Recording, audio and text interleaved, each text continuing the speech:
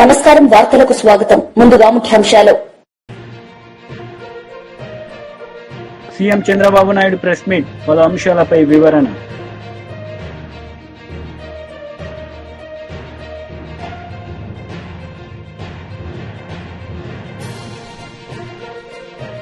కేంద్ర మంత్రి Kishan Reddy press meet, పలు అంశాలపై వివరణ.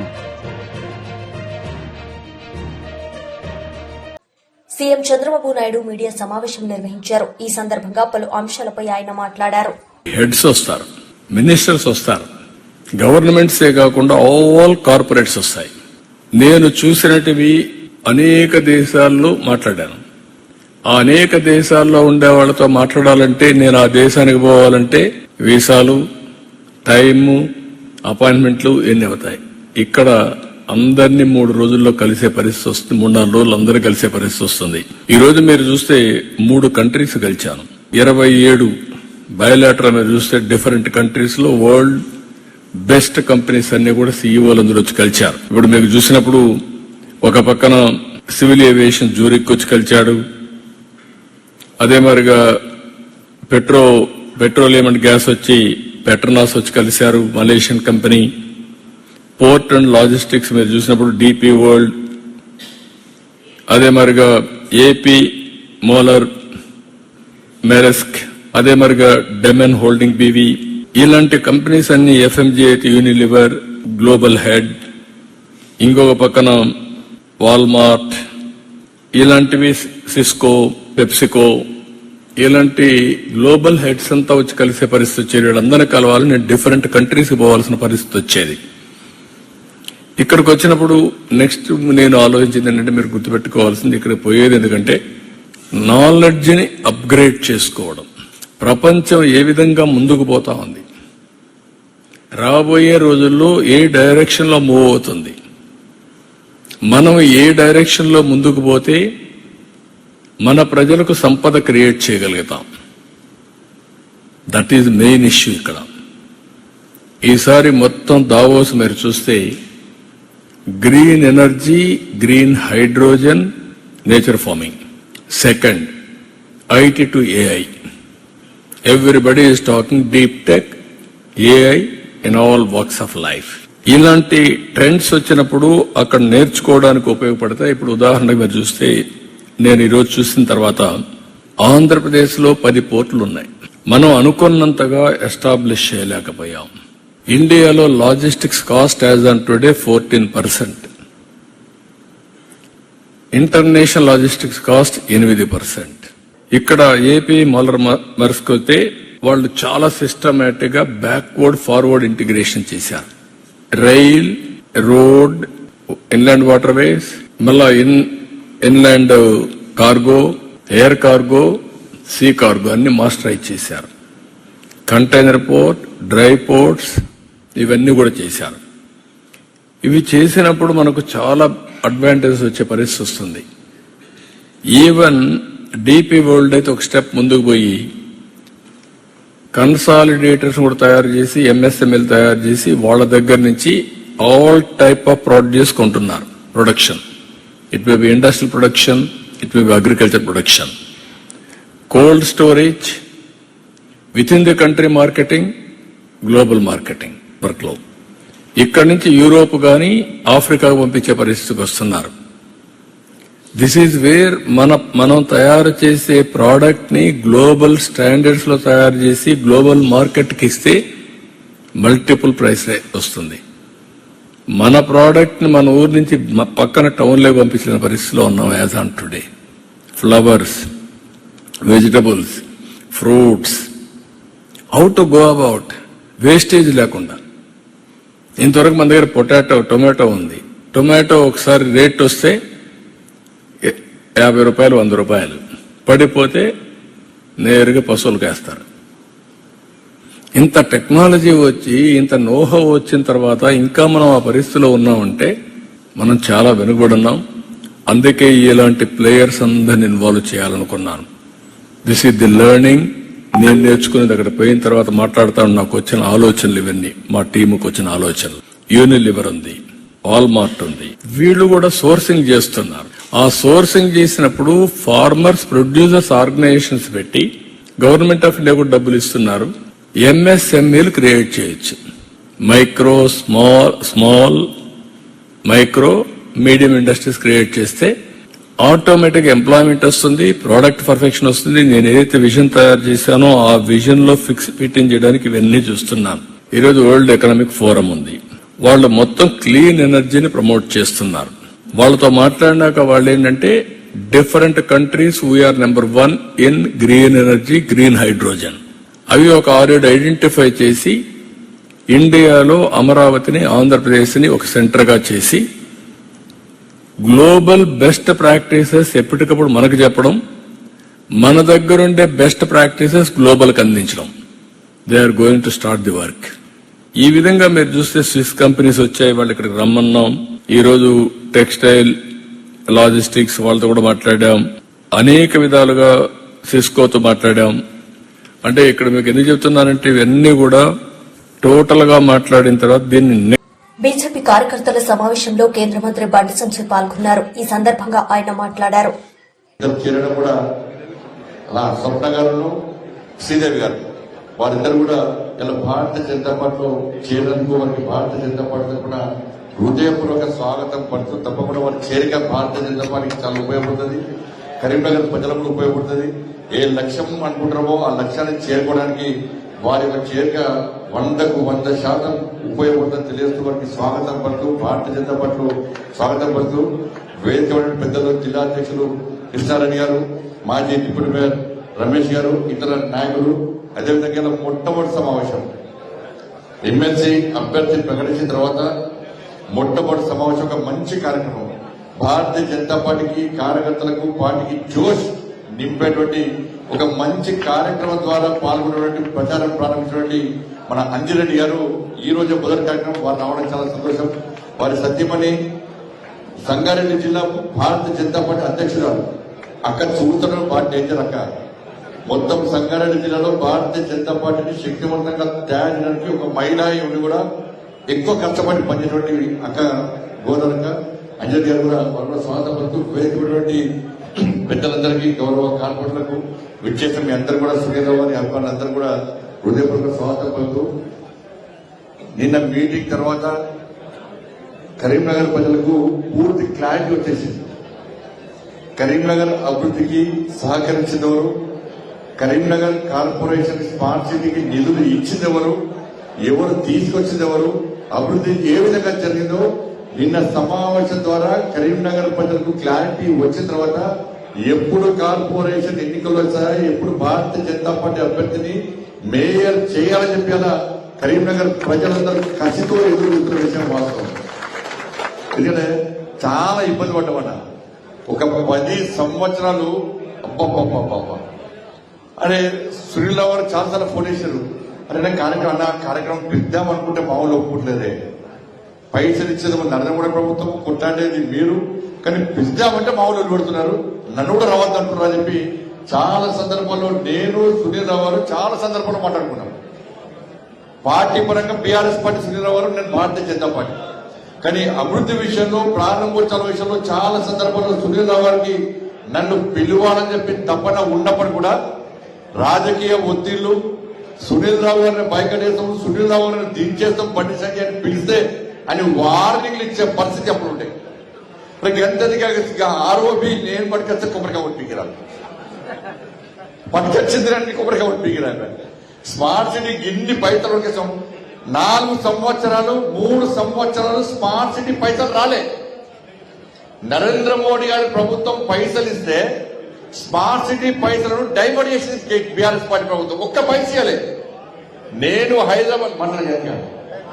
హైదరాబాద్ లో మీటింగ్ లో గొడవ చేసిన తర్వాత, సీరియస్ గా వార్నింగ్ ఇచ్చిన తర్వాత కరీంనగర్ కు, వరంగల్ కు నిధులు అప్పుడు బీఆర్ఎస్ పార్టీ ప్రభుత్వం విడుదల చేసింది. నేను అప్పుడు బెదిరించిన అధికారిని వారం రోజుల కరీంనగర్ కు, వరంగల్ కు నరేంద్ర మోడీ గారి ప్రభుత్వం ఇచ్చిన నిధులు ఇవ్వకుంటే బిడ్డ వారం తర్వాత మిత్తితో సహా వసూలు చేస్తా నేను వార్నింగ్ ఇచ్చిన తర్వాత అప్పుడు కేసీఆర్ విడుదల చేసిన నిధులు. అప్పటిదాకా కరీంనగర్ పైసలు రాలే. ఆ 3 లెటర్లు బయట పెట్టినా. కేంద్ర మంత్రి 3 సార్లు లెటర్ రాసిండు రాష్ట్ర ప్రభుత్వానికి. అరే మేము ఇచ్చే పైసలు ఇయ్యా కరీంనగర్ కంటే కూడా కేసీఆర్ ప్రభుత్వం ఇయ్యలే. ఆ 3 లెటర్ కూడా బహిర్గతం చేసాక అప్పటిని మూసుకొని కూర్చుంటారు. కానీ ఏ ఒక్క రోజు కరీంనగర్ స్మార్ట్ సిటీ అభివృద్ధి విషయంలో నన్ను పాల్గొనే అవకాశం లేకుండా 10 సంవత్సరాలు ఎక్కడ కనీసం కొబ్బరిగా. ఎమ్మెల్యే గోపిరెడ్డి శ్రీనివాసరెడ్డి మీడియా సమావేశం నిర్వహించారు. ఈ సందర్భంగా ఆయన మాట్లాడారు.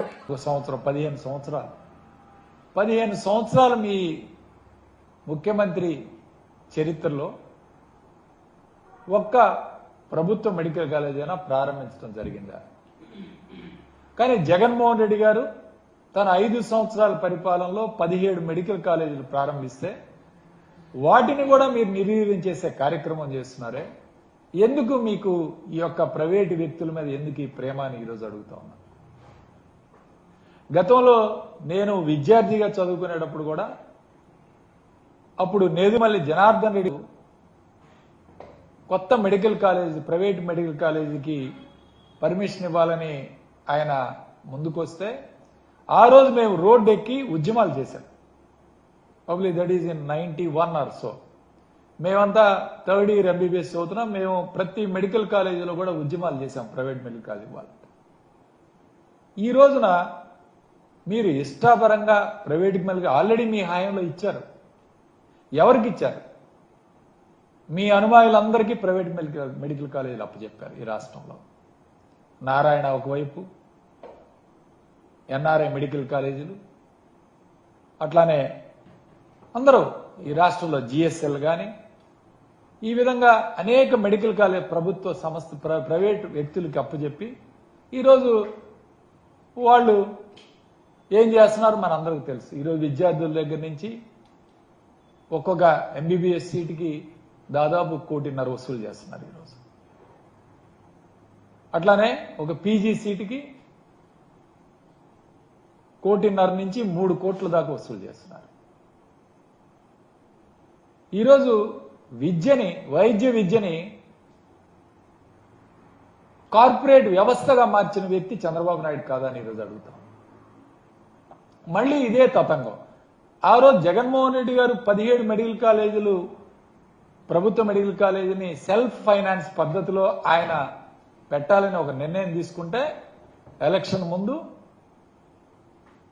అంటే ఈ డబ్బులు ప్రభుత్వానికే వెళ్తాయి, ప్రభుత్వమే కొంత మెయింటైన్ చేస్తుంది, ఈ డబ్బులతోటి సపరేట్ గా నిధి ఏర్పాటు చేసి ప్రభుత్వమే ఆ మెడికల్ కాలేజీని రన్ చేస్తుందని చెప్పి జగన్మోహన్ రెడ్డి గారు ప్రకటిస్తే ఎన్నికల రైతు అధ్యయన కమిటీ పర్యటనలో మాజీ మంత్రి నిరంజన్ రెడ్డి పాల్గొన్నారు. ఈ సందర్భంగా ఆయన మాట్లాడారు. ప్రభుత్వం యొక్క నీతిని ఒక దిక్కు ఎండగడుతూనే మనకు బాధ్యత ఉంది, రైతులందరం కలిసికట్టుగా ఉందాం, కలిసి పోరాడదాం తప్పిస్తే తీవ్రమైన నిర్ణయాలు తీసుకొని మనోవేదన గురై మన ప్రాణాల్ని మనమే వదులుకుంటే నష్టపోయేది మన కుటుంబ సభ్యులే. తొందరపడకండి, ఆవేశపడకండి, కలిసి పోరాడదాం, ధైర్యంగా ఉందాం అనేటువంటి మాట చెప్పడం కోసం ఇలా టీఆర్ఎస్ పార్టీ తరఫున ఒక అధ్యయన బృందంగా ఏర్పడి దానికి తోడు ఇప్పుడే కాదు భవిష్యత్తులో కూడా రైతులకి ఈ దుస్థితి రాకుండా ఉండాలంటే వ్యవసాయ రంగంలో ఏ రకమైనటువంటి విధానాలు ఉండాలి, చర్యలు ఉండాలి, ఎట్లయితే రైతులు ఇటువంటి బలవన్మరణాలకు పాల్పడని పరిస్థితులు ఉంటాయో అధ్యయనం చేసి ఇప్పుడు రాష్ట్రంలో ప్రభుత్వం ఓ కమిషన్ వేసింది, రైతు కమిషన్ అని. అంటే రైతులు బాగుండాలి, సేద్యం బాగుండాలని కోరుకుంటున్నాం, దానికి ఓ కమిషన్ వేస్తున్నాం. ఈ కమిషన్ అధ్యయనం చేసి సిఫార్సు చేస్తే మేము దాన్ని అమలు చేస్తామని చెప్పి ప్రభుత్వం నమ్మబలుకుతా ఉంది.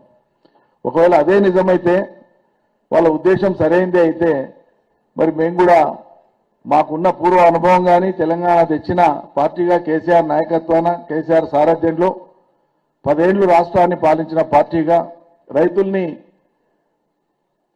ఆత్మవిశ్వాసంతో బతికేటువంటి ఒక సొంతంగా ఎవరికి వాళ్ళు ధైర్యంగా బతికేటువంటి ఒక సెక్షన్గా తయారు చేసినాక మరి ఇవాళ ఈ దుస్థితి ఎందుకు వచ్చిందో దాని మీద మేము కూడా క్షేత్రస్థాయిలో మాకున్న అనుభవంతో పాటు ఇవాళ రైతులు ఏమనుకుంటున్నారో, ఏమేం జరిగితే మేలవుతుందో వాటన్నింటినీ అధ్యయనం చేసి మేము కూడా సమాచారం తీసుకొని వస్తాం. బరాబర్ రైతు కమిషన్కి ఇస్తాం, రాష్ట్ర ప్రభుత్వానికి ఇస్తాం, కేంద్ర ప్రభుత్వానికి ఇస్తాం.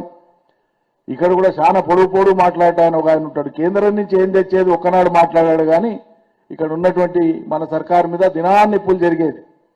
మరి వాళ్ళ రేవంత్ రెడ్డి చెప్పిన మాట ఒకటి కూడా అమలైతలేదు, కాంగ్రెస్ చెప్పిన మాట ఒకటి కూడా అమలైతలేదు. వాళ్ళని ప్రశ్నించడానికే మాత్రం నోరు వస్తలేదు వీళ్ళకు, వాళ్ళని ప్రశ్నించడానికే నోరు వస్తలేదు వీళ్ళకు. అంటే వాళ్ళు వీళ్ళు కలిసినటువంటి పద్ధతి ఇలా స్పష్టంగా మనకు కనిపిస్తూ ఉంది. దీని మీదనే క్షేత్రస్థాయిలో ప్రతి జిల్లా పర్యటించి రైతుల్ని కలుసుకొని బాధిత కుటుంబాలని పరామర్శించి రైతు సంఘాలను కలిసి ప్రత్యక్షంగా చర్చించి మనకి ఎన్ని అనుభవాలున్నా రైతులతో మాట్లాడితే ఒక్కొక్కరి ఆలోచన ఒక్కో మాట రూపంలో అద్భుతమైనటువంటి సూచనగా సలహా వస్తుంది. ఇవన్నీ క్రోడీకరించుకొని మేము రిపోర్ట్ తయారు చేయాలని ఇవాళ మీ జిల్లాకు వచ్చినాం. నాతో పాటు గౌరవ మాజీ మంత్రివర్యులు ప్రస్తుత శాసన మండలి సభ్యురాలు శ్రీమతి సత్యవతి రాథోడ్ గారు, పువ్వాడ అజయ్ కుమార్ గారు, వారు మంత్రిగా పనిచేస్తున్నారు. వ్యవసాయ శాస్త్రంలో పోస్ట్ గ్రాడ్యుయేషన్ చేయడమే కాక గోల్డ్ మెడల్ సాధించింది ఆయన. అంత ఉన్నత విద్యావంతుడు వ్యవసాయంలో. అదేవిధంగా మాజీ మంత్రివర్యులు శ్రీ జోగు రామన్న గారు, ఆదిలాబాద్ జిల్లా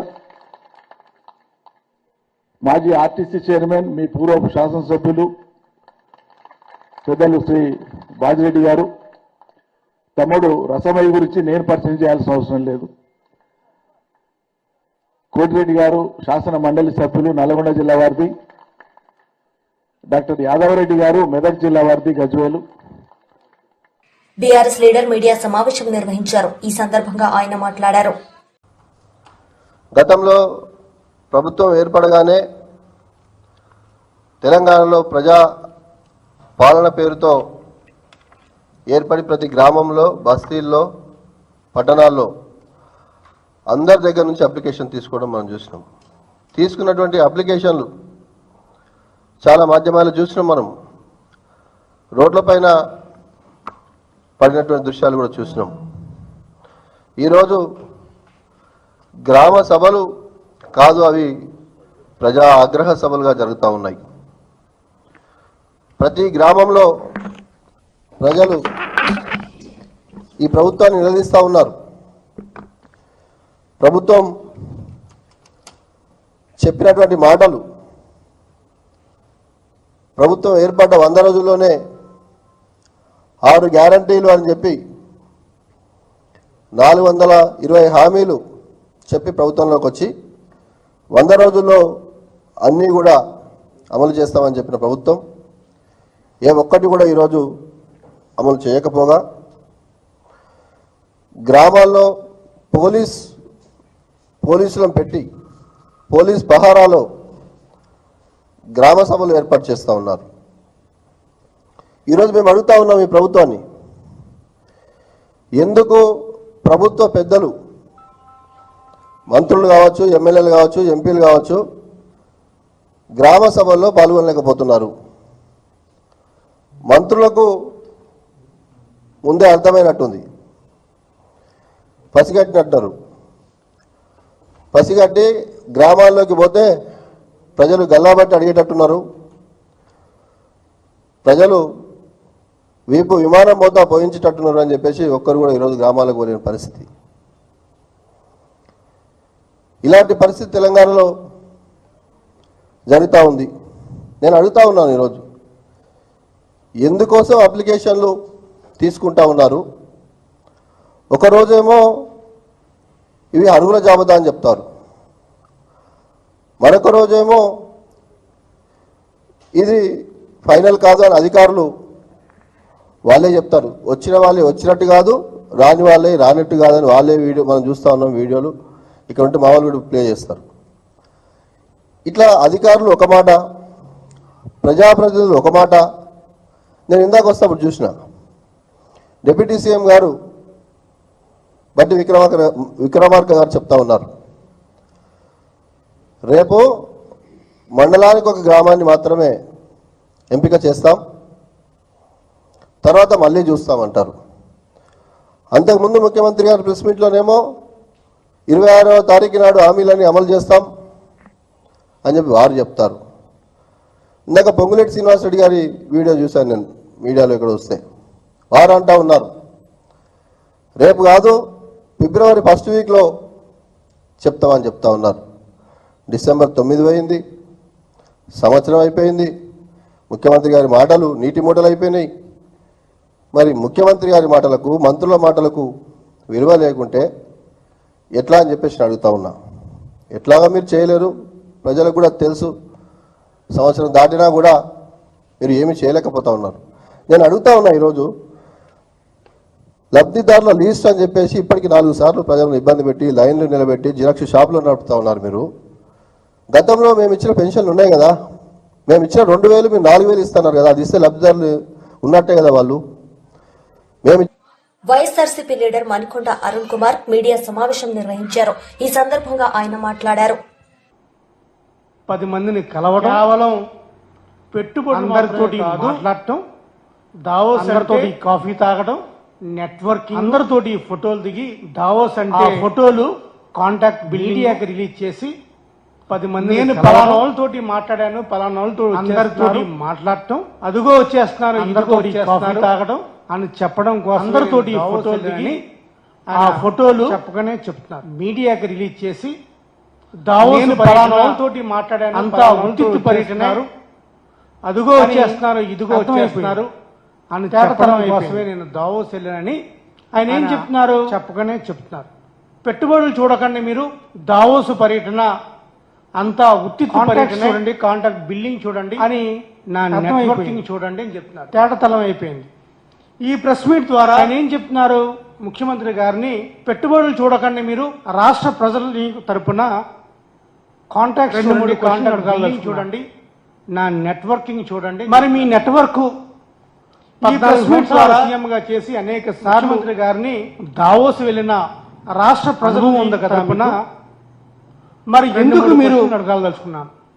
దావోస్ లో మరి మీ నెట్వర్క్ 14 సంవత్సరాలు సీఎంగా చేసి అనేక సార్లు దావోస్ వెళ్లిన ఒక మెమోరాండం ఆఫ్ అండర్స్టాండింగ్ కదా మీకు, ఒక్కటి కూడా మరి ఎందుకు మీరు ఎందుకు చేయలేకపోయారని అడుగు. దావోస్ లో సింగిల్ పక్కన తెలంగాణ ముఖ్యమంత్రి ఎందుకు చేయలేదని అడుగుతున్నాను.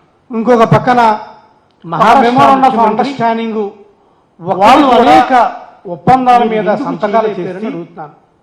ఒకరేమో మీ పక్కన 2 లక్షల కోట్ల తెలంగాణ ముఖ్యమంత్రి ఒప్పందాలు సంతకం చేశారు తెలంగాణ, ఇంకొక పక్కన అదే విధంగా మహారాష్ట్ర అయితే 6 లక్షల వాళ్ళు అనేక ఒప్పందాల మీద సంతకాలు చేశారు కదా. ఒకరేమో ఆంధ్రప్రదేశ్ 2 లక్షల కోట్ల మీరు ఎందుకు ఒప్పందాలు సంతకం చేశారు తెలంగాణ ఒప్పందం మీద కూడా సంతకం, అదే విధంగా మహారాష్ట్ర అయితే 6 లక్షల 7 లక్షల కోట్ల రూపాయలు ఆంధ్రప్రదేశ్ సంతకాలు చేశారు కదా. లేదా మీరు ముఖ్యమంత్రిగా ఆంధ్రప్రదేశ్ ముఖ్యమంత్రి ఉండడం వల్ల మీరు ఎందుకు కూడా రావట్లేదు, ఒక్క ఒప్పందం మీద ఎందుకని ఒక్క ఎంఓయూ మీద సంతకం అంటే రెండోది రావట్లేదా ఈ దావోస్, లేదా మీరు ముఖ్యమంత్రిగా ప్రభుత్వం ఉండడం వల్ల ఏ కంపెనీలు కూడా రావట్లేదా, ఎందుకని ఒక్క ఎంఓయూ మీద సంతకం చేయలేదు. రెండోది వార్తలు ముగించే ముందు ముఖ్యాంశాలు మరోసారి. ప్రభుత్వం ఇచ్చిన CM Chandrababu Naidu press meet, పలు అంశాలపై వివరణ. ఏదైతే పబ్లిసిటీ ఉందో, ఏదైతే ఒక పెయిడ్ మార్కెటింగ్ చేశారో, సుమారు కేవలం టీవీ ఛానల్స్కే కేంద్ర మంత్రి కిషన్ రెడ్డి ప్రెస్ మీట్, పలు అంశాలపై వివరణ. పెయిడ్ మార్కెటింగ్ చేశారు కదా ఆంధ్రప్రదేశ్ గురించి. ఈ వార్తలు ఇంతటితో సమాప్తం. తిరిగి ప్రసారమయ్యే వార్తల్లో మళ్ళీ కలుద్దాం. అంతవరకు సెలవు. నమస్తే.